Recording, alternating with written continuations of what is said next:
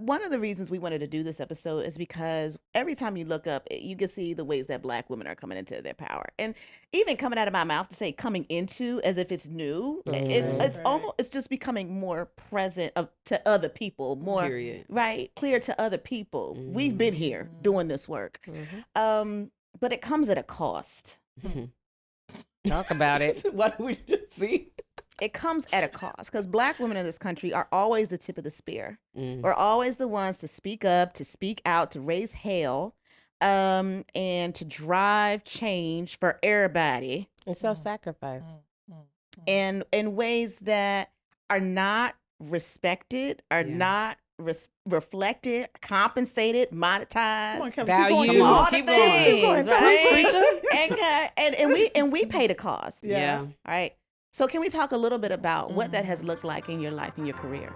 Ever wonder what it takes to unlock true Black innovation and wealth creation? You're in the right place. This is From Chains to Links, where the brightest Black minds, entrepreneurs, academics, creatives, and futurists reimagine what it means to build generational wealth and a thriving Black community. We're not just talking about change, we're building it. Stick around because this conversation is about to spark something different. Hey, beautiful people. Welcome back to From Chains to Links. I am Kelly Burton, your co-host, and I am here with Ifeoma Ike. Hey, girl. Hey. Hey. We waited all day for this. I'm telling you, for this conversation. Yeah. So excited. It needs to be had. It's great to go through a day of regular and then end with like a day of magic, an evening of magic. So, Bring the magic. Sprinkle it. We hope, see, it don't, like, we might just bring in the confetti magical. already. Yeah. You know what I mean? So, how are you doing? I'm doing great. I'm so excited about this season of From Chains to Links. The conversations have been so amazing. And they just build on season 1 in ways that I don't even think we could have anticipated. So I'm just so excited to be able to share the season with the world. Seriously. Yeah. And excited about our guest today. Yes. Today with us, we have Erin Horne McKinney, who is my sister from another mister.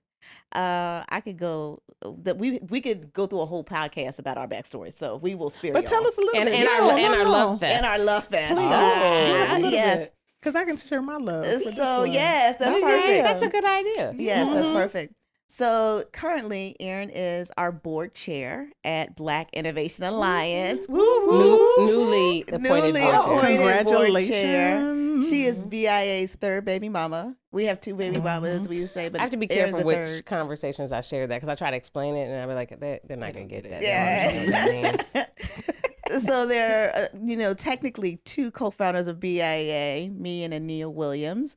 Erin was there from day one in the trenches with us on like every major conversation. Wow. She likes to tell people that she came up with the name Black Innovation Alliance. I did. I submitted it. She's like I made that up. I did because I put in about 10 names. Other people put in none. It sounds like you did. There we go. She lied about that. I put in some, but mine weren't nearly as interesting. So we've come a long way, and we've had many versions of this conversation over the phone, just being available and having therapy sessions with one another because this work is so hard. Erin is an OG in this space. She's like, don't date me, Kelly. But we go back together. You were in the space. You go way, way back. You have you understand the history of this space in a way that no one else really does that I've come across. And I always lean on you just to give me some perspective to be like, okay, Kelly, this is happening within the context of this kind of broader timeline. So just chill out. Well, when you say OG in the space, though, I think for context, what she's referring to, right, is being entrepreneurial ecosystem builders because which many of us come out of that from being entrepreneurs and being like, hold up, nobody is addressing our issues the way they need to be addressed. And so whatever, but I'm not like the oldest, but thank you for auntie-ing me. Like, no, right. But we're very much the same age. But I think, but I think it is from but being around there, I could name a lot of people who were there and put me on as well. But to her point, I think it's more about like sometimes we cross-reference like who did that and how did this, because it seems like, next year in May will be the 5th year anniversary of George Floyd's murder, right? Doesn't Jeez. seem like it was 5 years ago. No. But when you think about, which means BIA is almost 5 years old. See how I slid that in there? And also that, but a lot of these conversations I share with Kelly is that these aren't new conversations. It's just the first time that we can really authentically have them. Absolutely. So thank you for coming. Thank you for having me. Can I talk about how much I love Kelly, though, too? I I think can it's say a only little right. bit? In 30 seconds. Right. Okay, because she knows I can talk. But let me just say this love fest started because I've been a huge fan of Kelly's forever because she came into space with such an authentic spirit of really building community with founders of color. And so that's how I met her when she started.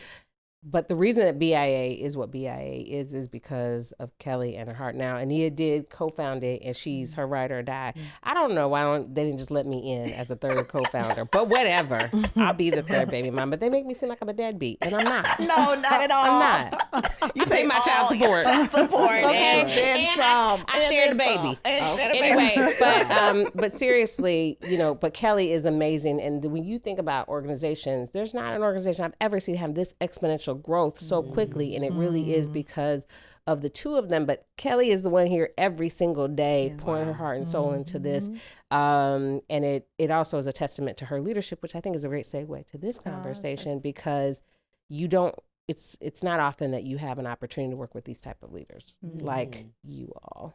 Come You on. know, That was so Come on, good. come through. Okay. Thank you, Erin. That was so good. Ify, you want to introduce Cici? I will.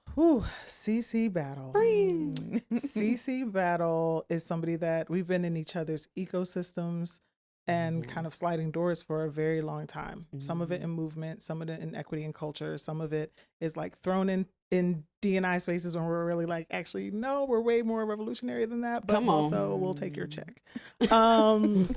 And when we finally got into the same space, we were in New Orleans together. We were both on a panel for Power Coalition. And what was crazy was if you look down at our written notes as other panelists were speaking, we were literally writing down the same language to the point where on the panel, we were literally pointing at each other like, what is in your head? Like, how? And like a down real-time to mind meld happening. literally phrases, not like just words, like I'm thinking this. It was like phrases and thought. And I was like, oh my God, scary. There's somebody that thinks like me, which also means that there's like some, I want to check on her afterwards. Yes. So we ate afterwards and really made this commitment to be like, we're going to stay in touch, which I don't take lightly, but I also know it's hard to do as both a founder and somebody who is a multi-hyphenate and has a lot of demands on their life as does Cici.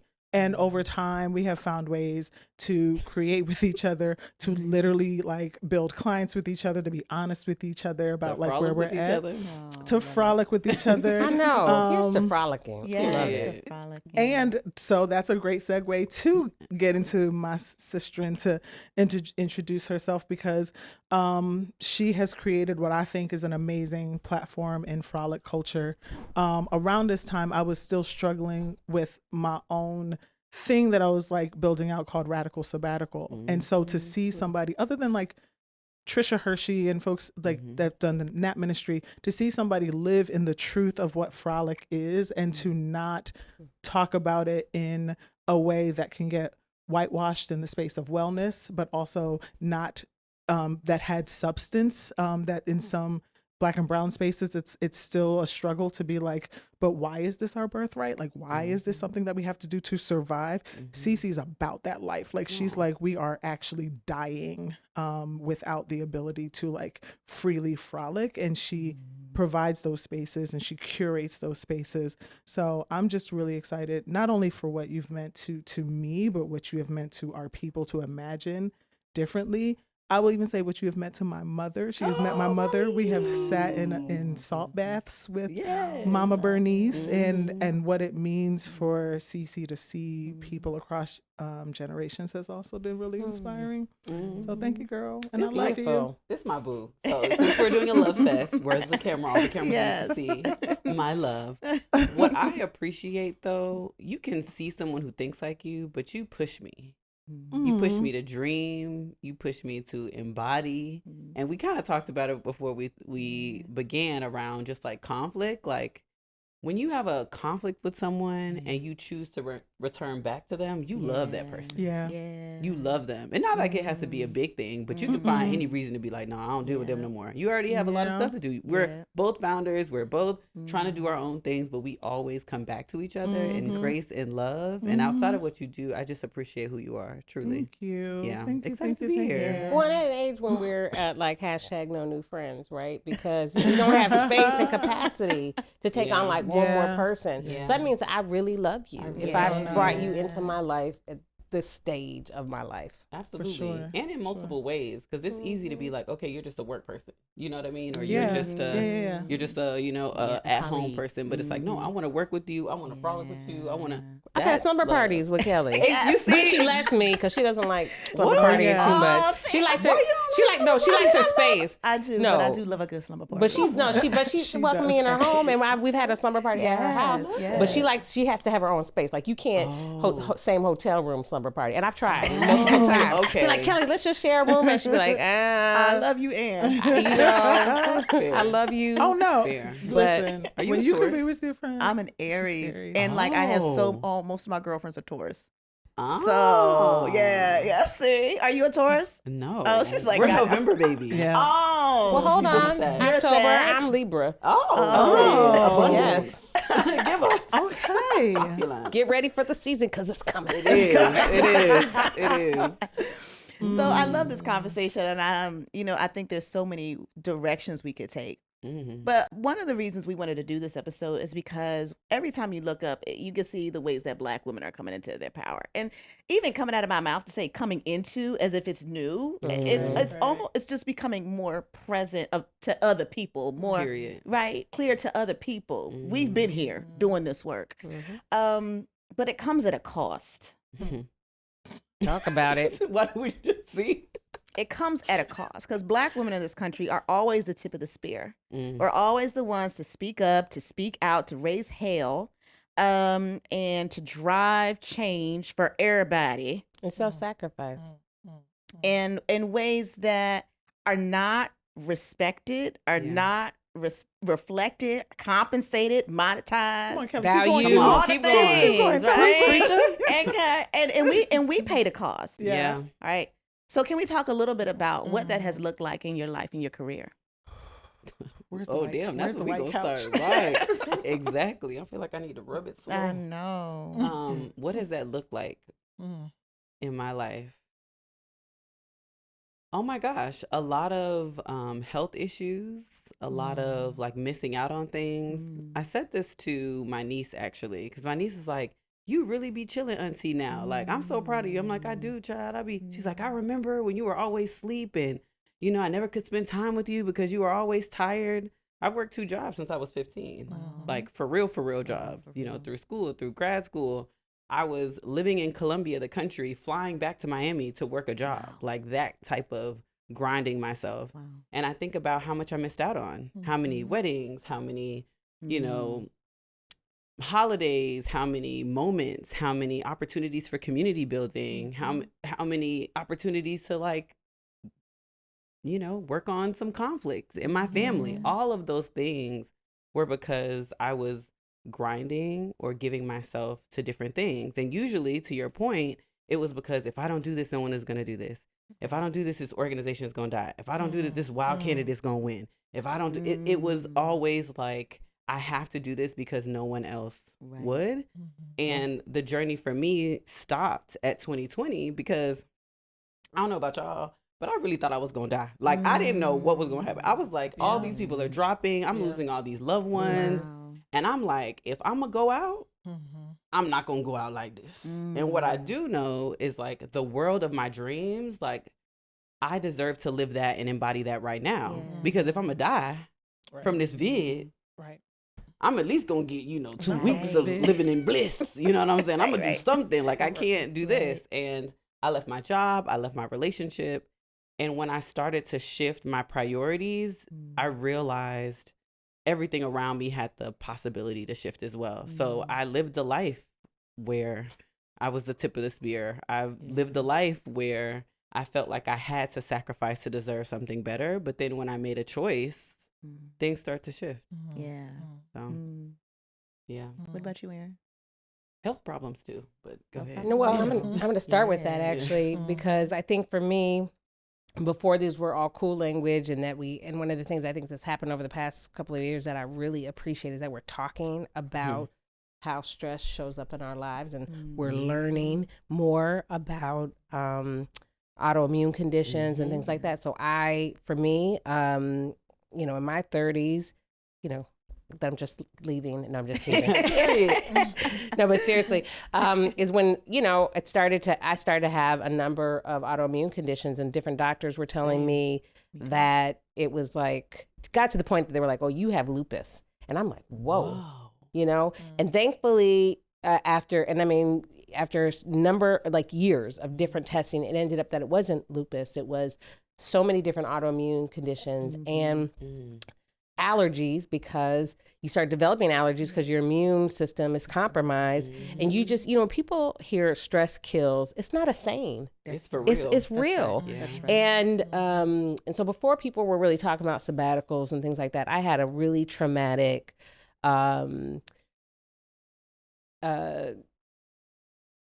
discriminatory situation with a former employer that just similarly made me leave, and I used the money that I got from that settlement to do a sabbatical. And people were like, "You're on a sabbatical?" I'm like, "Yep." And this was 2019, so people really weren't using sabbatical in that way. Right. But just being around people that in academia, I wasn't in academia at that time, but just other people, I'm like, they say sabbatical, like that's what I'm doing. Yeah. I'm going to take a year, and where's the Black girl eat, pray, love? So I, same as you, quit that job, left a marriage, started just spending money on myself to do things that I felt like nobody ever invests in me to do, So I started doing trainings that I really wanted to do. I became an angel investor, started investing in businesses. And you know what? Thank God that happened, because the next year was COVID. And also living in Minneapolis, and it was also George Floyd. Yeah. And I don't think if I had that rest the year before, I don't think I would have made it going into and then being in Minneapolis, being a Black leader, trying to lead organizations in the middle of all of this was a lot, and continues to be a lot.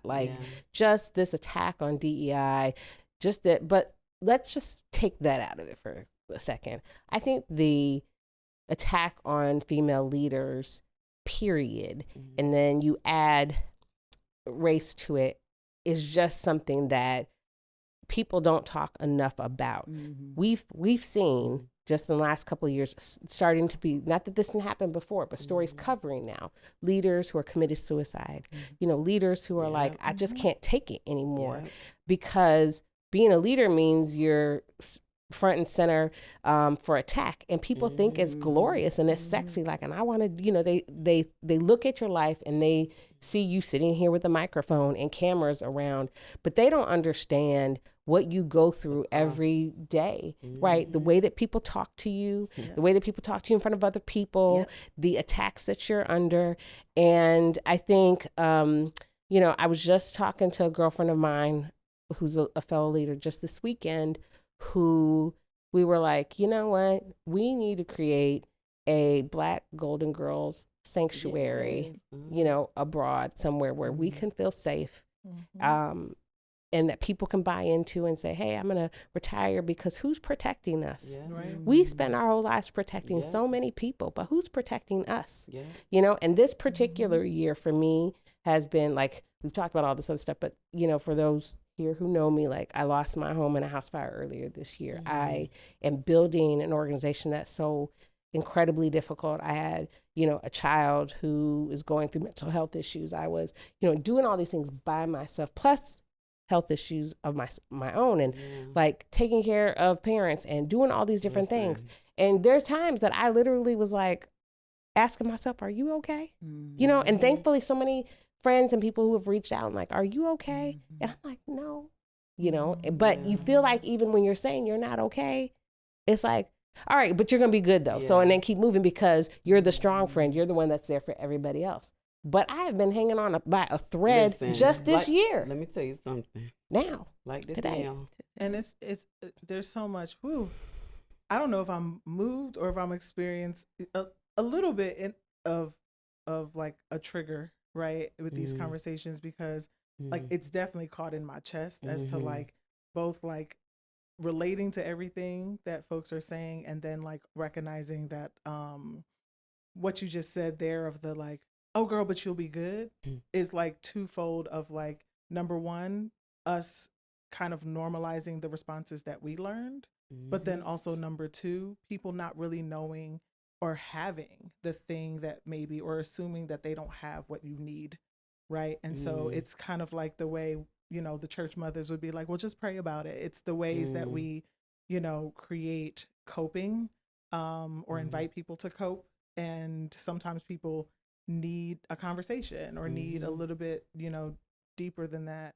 Another thing that's coming up for me is like over the last year, our team has been speaking to folks around the concept of sabbaticals. And something you said really almost brings me to tears, because a lot of Black women enter into sabbaticals two ways, at least from our research, being fired and or quitting a job. That's what happened. Or health issues. Yeah. And we call it a sabbatical. Yeah. And it's sad because the way sabbaticals are offered to often non-melanated people is for scholarly research, to discover themselves and to write.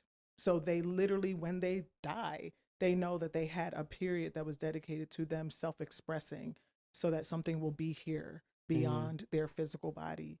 And I think about how oftentimes it's our bodies being compromised before we say, I'm going to give ourselves this time, that we didn't even give ourselves. It happened because some type of tragedy. So there's something in me that's feeling like, you know, when we think about the radical sisterhood or the radical femme, you know, leadership that we say has always existed, how much more, and this is for everyone, I'm just thinking how much more we need those in real life, whether it's through third spaces, whether it's through digital spaces, whether it's through leadership. Although I do want to caveat that just because Black women are in leadership, that does not necessarily mean that they are practicing liberatory strategies. And I think sometimes that is also a trauma that a lot of Black women experience, when it's like, I need that Black woman mentor and I need that person that's going to show me X, Y, and Z. But sometimes we don't necessarily have the vetting tools to determine if they have dealt with their trauma and how they are doing. And so there's so much that's coming up as to like, what does it look like from a pipeline perspective, right? To raise in mass, not one or two, but in mass, fully free trying, because when, you know, fully free trying individuals that can process their trauma to support the next generation of folks. But also, what does it look like as far as destination, home, points to return to, infrastructure? Don't know if you all have thoughts, you know, around that, physical or not physical. What does that look like? Yeah, and I was going to jump in and say, some people can't even receive that mentorship and love because, and I was just talking to a mentee of mine about this today, where people have been through so much trauma. Black women have been through so much trauma that I've had mentees perverse me trying to show support because they're not used to receiving it. Do you know what I mean? And then, you know, the other thing that I was going to mention, that to your point, like me just talking about it, honestly, I'm trying not to cry about it because it is, and not that I'm, you know, I don't mind crying, okay? Because I feel like that at least means I'm still feeling, right? Because there's been a time in my life where I couldn't even cry because the trauma was so deep. You just can't do it anymore. But it hurts when people are like, and I've had friends say this, or like tell me that they've had conversations with their husbands or whatever. They're like, Erin has 9 lives. She'll land on her feet. She'll be all right. Oh my God. And I'm like, why do I gotta have 9 lives though? You know what I mean? Why I gotta die 9 times? You know what I mean? Like, it just is like, it is to me that, to your question though, like in building pipeline and in building, to me, I'm trying to build as I go, bring people on, create safe spaces. And all the work that I do, I think authentically, the common thread is trying to not just make a positive impact on the world, but also create the things that I wish had been there for me, right? I think it's amazing that there are now organizations that are giving BIPOC people and female leaders and, sabbaticals, because they're realizing the toll. But we couldn't even just have that conversation before, because so much of what we talk about has been muted, right? And I feel like even when you say, and tell people, hey, I need help, or I'm processing something. And I'm just going to give you an example. During my time in Minneapolis, I became a leader of a CDFI and was attacked in such a horrible way. And I've shared this story with Kelly, and it's like unreal, right? But I couldn't even get other Black women to support me, right? And just having a conversation about it, not just locally, but even because people are like, we all go through it, So like, that's just how it is or whatever. But I'm like, and then as atrocious as it was, and even I've had male mentors, like, I've never seen anything like that in my life, right? And it be dismissed by the powers that be that are supposed to be there to protect you in these situations, and dismiss what you go through. And again, that was another time. Because remember, there was a time before that and it's because I'm unapologetically Black and very authentic about, and I remember going to lead this one particular organization, and it was women focused. And I had another opportunity that was focused on the Black community. And I had to say to myself, what am I first? Am I a woman or am I Black? Right? And we shouldn't have to make that choice. But the reason I bring it up is because at the end of the day, if I get into the same conversations that we've heard throughout time, where Black women have stepped into spaces around feminism, right? And they're like, these issues don't apply to me, which is why I'm not a feminist. I'm a womanist, right? And if you don't know what that is, look it up, okay? Because I think people don't realize that the definition of womanism comes from Black women saying the feminist movement doesn't embrace my issues. It doesn't include that. And so I think, I bring this up because I have really started to settle into this. I'm Black first before I'm even a woman, because there are people that they won't even get past or get to know what I am, right? Because they're so caught up on color. Then the woman stuff comes in, right? Because people have to know what you are to know how to treat you. Because, and we were talking about this before this started, because there are people questioning even my Blackness, right? But I bring this up because it is so important for people to categorize you, to see how they want to treat you. And thus, in my opinion, like, whether or not you're going to give me respect from jump. Do you know what I mean? Instead of us all just respecting each other as human beings, period. And like the whole caste conversation, is it really race and is it really gender, or is this just a different way of having a different caste system? What I'm hearing you say, and I agree, like, what does a pipeline look like? I think we need culture shift. And I think we shift culture by shifting our priorities and our practices. And the question we ask all the time in Frolic culture is, what's your personal culture for you? So similar to you, in 2020, I just said broadly, I made different choices. I went on my own little child. People were like, what's next? I'm like, I'm frolicking. They're like, what that mean? I don't know. I'm frolicking. And that was like for a year. And I did the same thing. Like, I created things that I wanted, and I rested and I played, and I just spent ample time with my community.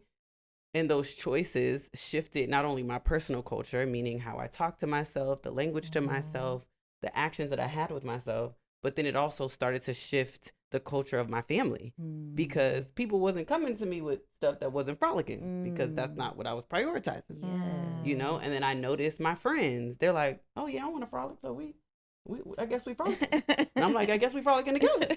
And then we all start frolicking together. So when I think about a pipeline, I think about the infrastructure. We need that culture shift. And I think we get there by, how do we start prioritizing rest, play, and community over everything right now?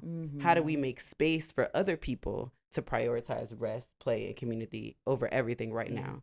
And I think if we start to ask that question in our everyday life, we can then make room for some of the creations of, like, do we want a frolic house? We've talked about that. So please, Yes. Do we want this? Do we need a vent? Like, we don't know what we need unless we start to embody what we desire. So I think the pipeline question is, how do we start embodying our highest possibility now with each other? And then that pipeline, I feel like, will kind of create itself. Because sometimes we build the thing, but we're not ready for the thing. Because to your point, you can create a mentorship program, but are you ready for mentorship? Do you have the capacity? Are you in the practice of accepting help? Then why are we building a thing if you're not ready for that? But to your point, I think that the two words that I'm going to, because we're just talking about my birthday's coming up. So going into my birthday, my word is healing, right? And part of that healing is removing guilt. So when I hear what you're talking about, it's like, because I remember a therapist, I was saying to a therapist, like, I always feel like I'm in trouble, like all the time. You know, and they were like, let's unpack that. Why do you feel in trouble? And I'm like, I don't know, but I feel like it's because I feel like I'm never doing good enough. There's somebody, that, but it's also like just, what the guilt, whether it is guilt as a leader. Did you do enough today? Did you look out for everybody? Did you do, mom guilt? Like, it's like guilt in every, spousal guilt, sibling guilt, friend guilt, whatever, like, just like, or, community guilt. Are you doing enough? And I think that what you're saying, which I love so much, is that, that frolicking thing. I remember during COVID, when everyone was on Clubhouse and everything, and people were like, and everybody's like, I am like getting into plants, and I am doing yoga, and I was like, I'm just playing spades, Right. and you didn't tell me, no, that's what I said. I'm like, I'm just playing spades. I'm just trying to get through, right? But and spades saved my life. Listen, okay, it did. But I felt like, but I was like, I'm not gonna feel guilty because I want to play spades, and I don't want to, DIY my bathroom, like. But I'm tired of feeling guilty, like you're not doing it good enough, you're not whatever.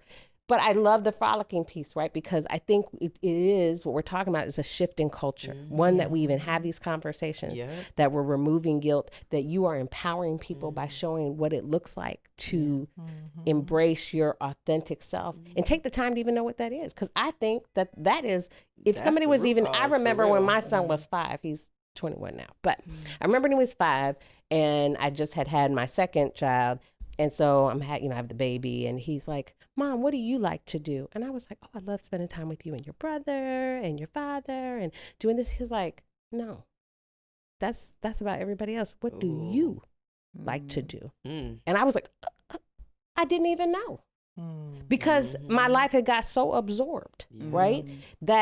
So I think that, to me, sabbaticals and even creating pipeline is like about being an example to others of choosing yourself first. And people call that selfish, but that's, I just posted recently, like, the whole Audre Lorde quote, right? Around that it's not, don't make me mess it up. I'm like, what that is self-care it? The self-care, right. Go ahead. You got it.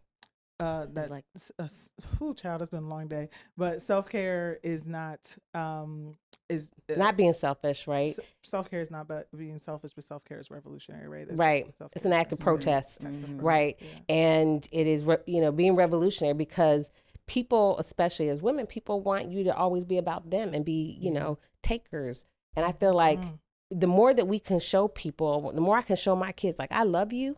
But, and this is what I say to them, but you're not going to kill me. Okay. I say this to other people. Or like, if somebody tries to put some negative energy on me, my new word, Kelly's heard me use it, I rebuke that. Okay. You're not putting that in my life. Because I think people don't realize words have power. That's right. And people speak a lot of negative energy into other people's lives. Instead of like being happy for you. I'm so happy that you are frolicking. And you know what? Instead of having a spirit of jealousy or envy, like, how can I frolic more in my own life? And I want Kelly, I want you to jump in real quickly, but I will just say that when you said I rebuke you, I just want to shout out to Sonia Massey, because while I know all of us were moved by George Floyd, I think about all the Black women that were also killed that we don't uplift. And that is also part of like normalized trauma. But that was the last thing that she said to that officer. She told him, I rebuke you.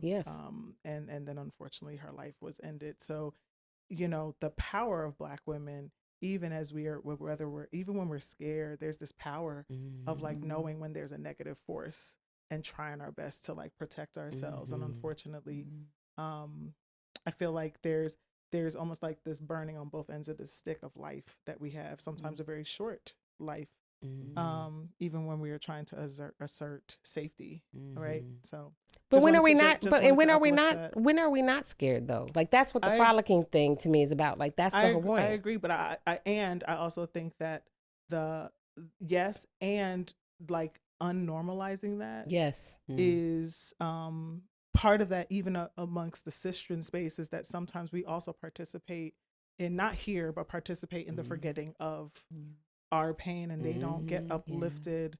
You know, it's like we're not, I don't want to say if not us, but there is a if not us, our issues. We are the gatekeepers. When Kelly was bringing up we're doing all these things for other people, it's like, and the two part is, and there is really no one raising us but us, about us, even though we would fight for others even outside of Black spaces. And so I completely agree with you. And I'm just talking about that's part of the change, right, of culture. Like I feel like a shift that has happened in me is not living in fear. You know, like at the end of the day, we are like just these little delicate bubbles floating around in the universe. On a do you know what I mean? Right. It's people talk about that. Right. Yeah, I've heard all those too. But I mean, it was so funny when I heard that one, that your TikTok lifestyle, like you've heard those ones where they talk about. But I used to say this to my kids, like when they were little, like you are a delicate, like little bubble. Okay. So like, let's be careful. But when you start realizing, like what they also say, think about all the millions and billions of miracles that had to happen for you to be here in this moment. And when you step into that power, like you have a purpose. You are here for a reason, and you are exactly like who you're supposed to be, and you are perfect just the way that you are. And the more that you embrace that and live in that power, and also are an example to others to do the same, you know, that's extremely powerful. And I mean, that's one of the things I love about Kelly. Like, Kelly is like unapologetic in so many ways and so fearless in so many ways, even though I know sometimes it could look that way. But that's what I'm proud of, like you and BIA about, is that you have given ecosystem builders a platform to say, you don't need to be afraid. We have your back. I appreciate that so much. It's a good way. I feel like we could talk. I'm so sad that we're having to wrap up this episode. No. I know, right? 2 more quick round robins. Because to your point, Erin, I am very clear in my work, in my leading at BIA. I need to be sustainable. Oh no, I'm gonna make it through, because you know I'm good. I get weepy real quick. But I have to be sustainable, and I have to be accountable to myself. Y'all are talking about autoimmune disease. I'm less one thyroid because I have Graves' disease that I know was triggered by work-related stress for a fact, right? So I'm like, I'm not doing that again. I know stress makes me sick. So even in our workplace, I'm like, no drama, no stress, no nonsense. Like we are going to have a healthy work culture. It's going to be balanced. KB is not going to be in your inbox at 8:00 at night or on the weekends. And I love that about you, because you are a boundary setter around like times, your monthly, month-long sabbaticals when you need it. I'm out 1 month a year. I'm gone. Because I go hard in this role, but at the same time, in order for me to be sustainable and not be back crazy, right? Because we all got our shadow. It's just about the extent to which you are aware and have tools to manage. Right. So for me to keep my shadow in check, I need to be rested. I need to be fit. Say that. I need to be well. Yeah, which means I need boundaries.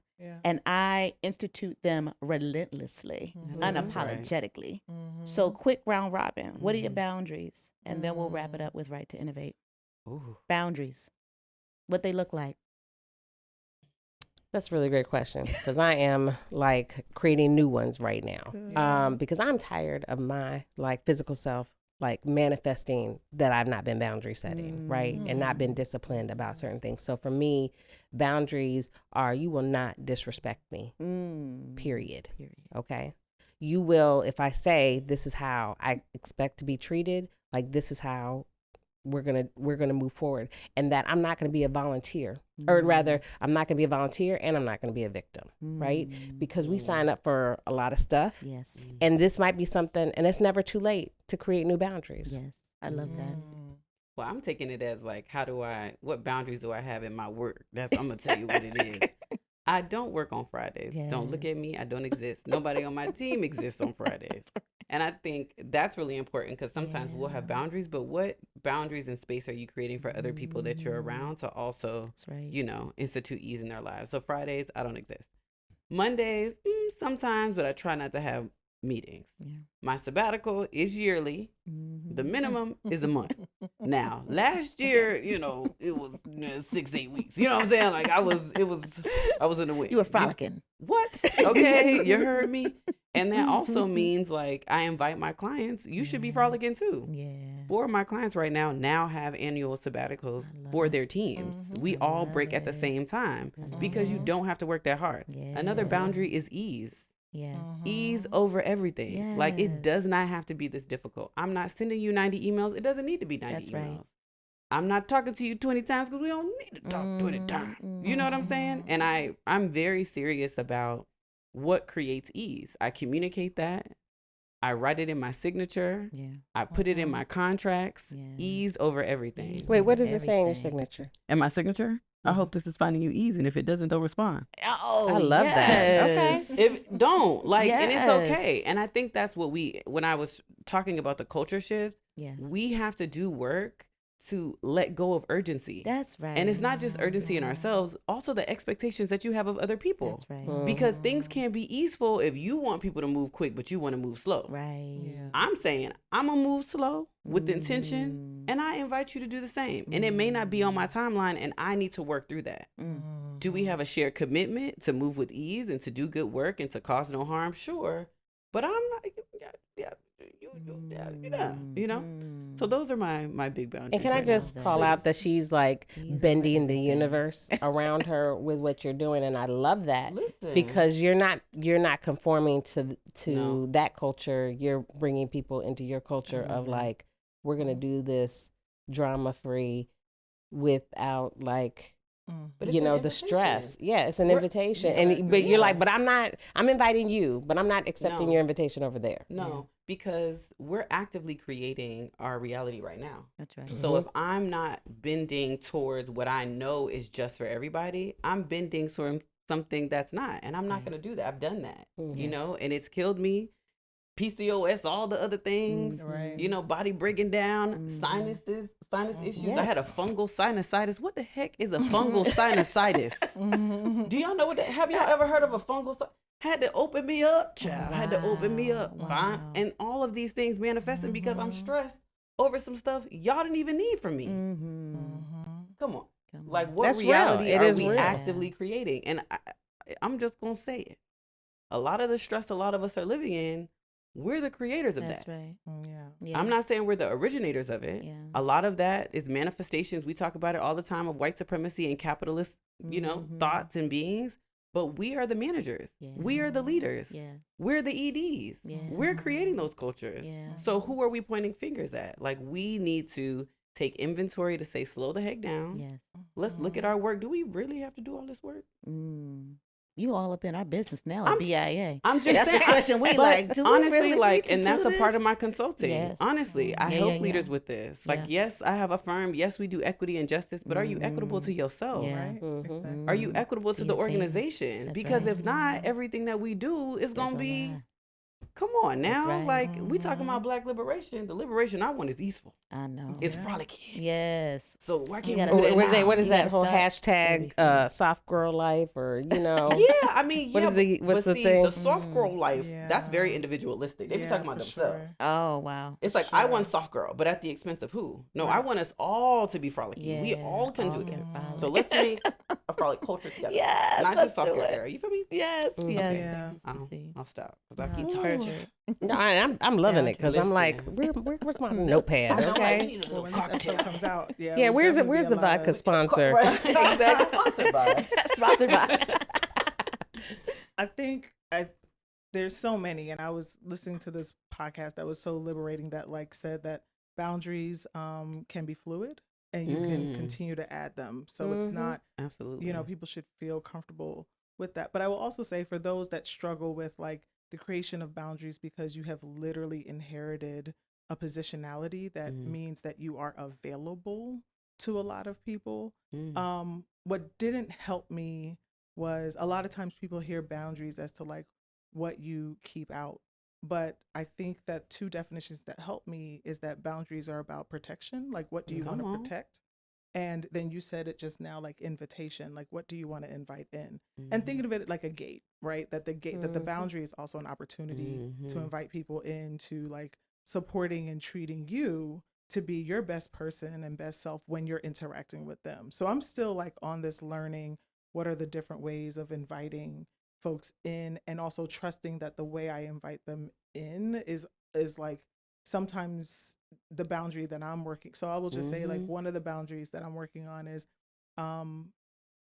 I am, especially as I'm getting older, I have a boundary around my brilliance that I really don't fuck with anymore. Come on, friend. And I also have a boundary around gaslighting. So I am sure what I feel. I am not always sure that what I feel is factual, but I am sure that how I feel matters. And so it doesn't always, I am not fully there where my communication around how I feel is always the best, but I also am not in a space where I am going to participate in suppressing that. Like, there are things that are happening in the dynamic that, based on my limited but also vast both intellect and experience, are coming up in this way, and therefore there is something that needs to be protected. Right? I will at times invite people into that conversation. Sometimes my timing is off, I can admit that, but it is important for people that care and love me to know that like I am protecting something that has been attacked, ridiculed, minimized, exploited, and can be benefited by other people but me. So I am not going to leave this earth with anybody questioning that. Period. Or making me feel bad for that. So I think that as much as we are talking about what we want to build, I do want every person, before they transition, to not feel like their brilliance only matters when they're dead. And for them to be in a space where when they're like, it's actually being minimized, that they're like, get over it. That I don't have, like where I'm at now, even when I try, it's not authentic to where I'm at right now. I love that. But you're trusting your instincts too, right? Which I think I am. Which is what I think so many of us go through, is like, you know, having like creating a boundary to respect what we're feeling. I'm trusting that the confrontation, I do expect confrontation, but I'm trusting that the confrontation that I get, which used to scare me, was like, I can be, even though as I'm trained as a mediator, I'm also conflict avoidant. So I can sometimes not get into the protection of me because I'm trying to protect the other person. But now I am open to, yes, to your point, I'm trust my instinct, even though I may not have all the tools on how to like engage beyond the trusting of the instinct, right? But the boundary, but again, that gate is still like, but if you don't protect this, who else will? And so I'm still exploring what new boundaries are going to emerge. But I do think that it's interesting how like these gates are not trying to keep people out, but it is inviting people in, and inviting myself in first to like, you know, something that is like still a work in progress. Yeah. Awesome. Thank you, ladies. Last question. 60 seconds. Wait a minute. We're not going to get Kelly's boundaries. I mean, you gave a couple. I did share. I kicked off with my boundaries. Oh, I thought that was just because I was talking about your boundaries. Yes. Okay, I thought there was some other ones you were going to share. I was like waiting for the tidbits. I could do a whole podcast on my boundaries. I'm serious about my boundaries. I sit at your feet. I know. That's why I'm like, what else? No, this is, and we don't want this conversation to end. We can't wait to bring y'all back. We are engaging this concept around the right to innovate. And in some ways you all have like touched on a lot of the different things that is like our birthright, we just own. But when you hear that term, right to innovate, in a very succinct way, what comes to your mind? Or what are if you think of these conditions for the right to innovate to be real, these conditions would exist, right? So what are some thoughts that like come at the top of your mind when you hear right to innovate? The first word that comes to my mind is authenticity, because I don't think that we innovate from a hidden place. I think we innovate from an embodied place. So I think the conditions that need to be manifested is a decision, priority, like we talked about, but also just people really popping their shit. Like, you know, I really owning it. My brain is like, ooh, the wonders, right? So where are these many wonders stuck on this spinning rock that water's also spinning and stuck onto? It's like we are these stardust magical beings, and we're not being in our full magical form. So how do we think we're going to innovate? Like, like create, embody yourself, and then we'll be. So authenticity. I love it. I love that. Yeah. The right to innovate to me, like what comes up is just that's our purpose. That's all of us, right? We all have unique experiences. People are innovating all the time and they just don't use that language, but that's what we're doing. So what is your purpose? And like the more you go through life and you experience different things, what are you improving? Like I think fundamentally, or at least maybe it's my hope, that we all want to leave the world a better place than we found it, right? So what is your purpose in doing that? And so we all have the right, we all have the unique, we're all subject matter experts on something, but are we leaning into that to innovate? And like I often talk about, like, I think that some of the best innovation comes out of survival. But even this conversation is making me rethink that language, right? Should it be out of survival, or is it out of our right? Is it out of our authenticity? Is it out of our purpose? Is it out of our experiences that we should innovate? We should look to improve something. We should, even if it is just ourselves. You know what I mean? I just think, you know, when I think about the right to innovate, I just, I don't want to say just and minimize it, but I feel like it's more simple than sometimes we make it. We all have the right to live our best lives and live out our purpose, our God-given purpose, to make the world a better place, to change the world. And I think a lot of us don't own that power, right?